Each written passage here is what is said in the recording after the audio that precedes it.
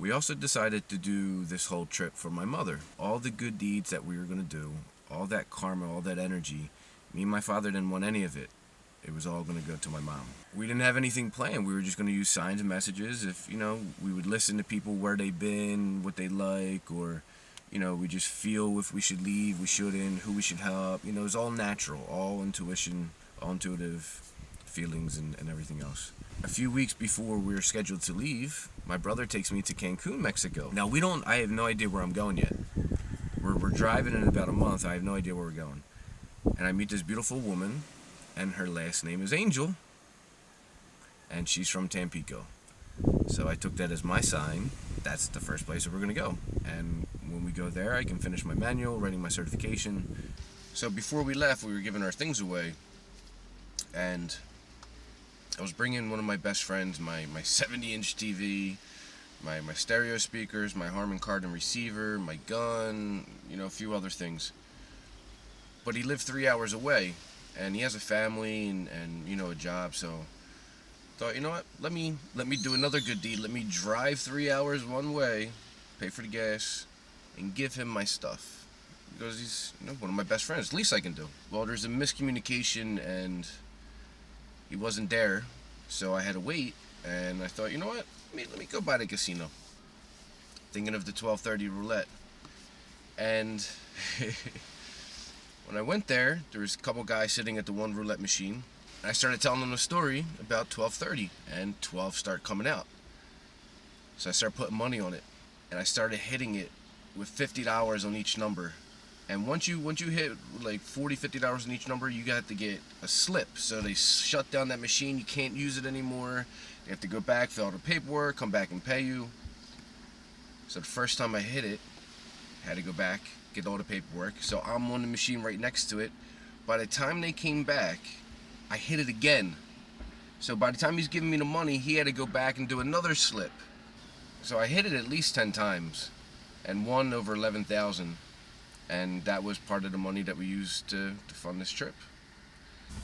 One of the guys became close with, like my brother, and his mom died on my grandmom's birthday. So I took that as a sign also. His mom wanted to be cremated and spread in the oceans like my mom. So I told him, hey, I told him about documentary. We're going to drive to every country. If you want, you can give me some of your mom's ashes, and I'll do the same thing with my mom and do them both at the same time. And so he did. And so his mom is also Mama Dukes, and that's what he called his mom. And that's funny because I call my mom Mama Dukes. And so far, I spread her in Florida, Mexico, Guatemala, Belize, and here in Roatan. And I plan on spreading my mom in every country that we go to. We're off. And our first place is Tampico. I wanted to capture moments of happiness and gratitude for this documentary. And I wanted to show others how easy it is to help. You don't have to have a lot of money. You could just buy some chips and soda, create a smile, take a picture, or not even take a picture. Just create a smile, create that happiness, create that feeling, especially when it's unexpected. You can create positive energy where there is none, and that's even a bigger gift. So before me and my dad left, we asked God about the energy and give it all to my mom. And we also surrendered my will, my ego, everything. I surrendered everything to God and my angels. Wherever you want me to be, whoever you want me to help, whatever you want me to do, just give me the signs and messages to do it. I bow down, I surrender. This is your plan, not my plan. And so it happened. So we went to Tampico. The Mexico story is going to be in the 8-part series because there's a lot of information. Me and Pop almost got kidnapped by the cartel. So we were there for 3 weeks. I never met beautiful Angel. But we're friends, but I never met her. We decided to go to Guatemala, to San Marcos, where I did my yoga training before. We found a hostel that we liked. Within a short period of time, I see 3 little Guatemalan kids. And one is wearing this Philadelphia Phillies t-shirt. So me, I'm like, from Philly. I'm like, how often you see Philadelphia Phillies in Guatemala, and especially at this hostel. And as I walk past them, I give them a high five, and as I walk past them, the back of the shirt is Citizens Bank, and that's the bank I worked at with the angel photos. So I immediately took that as my sign that these guys are my little brothers. And it was two brothers and a cousin. I cooked for them. I taught them how to cook, taught them Tai Chi, worked out with them, played soccer with them, played baseball. They never played baseball before. Put them as my fams. One day, there's a tree right out front of my door at the hostel. Grande Gotti, who was wearing that t-shirt, is in the tree and he's carving something in the tree. He's carving it. I'm walking, I'm like, what is he doing? And I'm like, holy shit. He carved 1230 with a heart and it was already finished. He doesn't know when my mom died. I don't even think he knew my mom died. So I had somebody translate. I'm like, why did you do this? Like, why did you... My eyes, I'm going crazy. He's like, I don't know. The numbers just popped in my head, so I did it. Carved 1230 in the tree.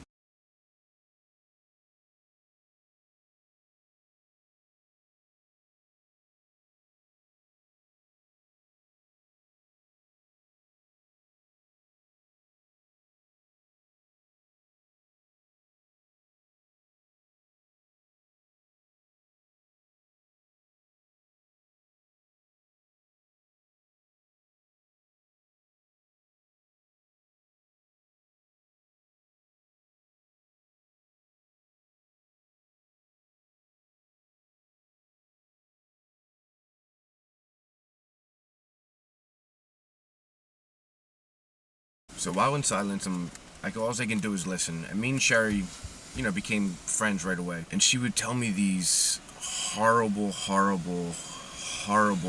stories about her mother. Now, when I met him, she said she's with her aunt and the boyfriend. The stories I'm going to share are very heartbreaking. At this point, I don't know if they're true or not. But at that moment, I believed everything she said. First, she said that she lived in California. She's from California. Her dad was a lawyer.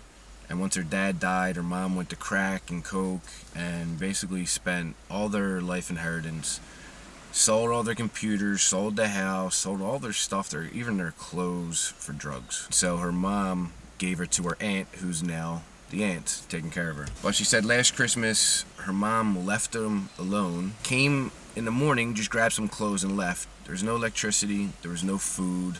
And she didn't come back till after New Year's. Said 2 months before that, she left them alone in the cold. No food, no electricity.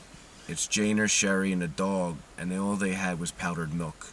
Powdered milk for 2 weeks. And even when her mom came back, Sherry was begging her for a piece of bread at the gas station, and mom said no and bought beer instead. Also told me when she was 10 and 11 that 2 different boyfriends of the mother sexually raped her and molested her for a long time. Stories of her being hurt and taken advantage of and abused. My heart was open, it broke. I just wanted to hug her. I just wanted to, just make sure everything was okay.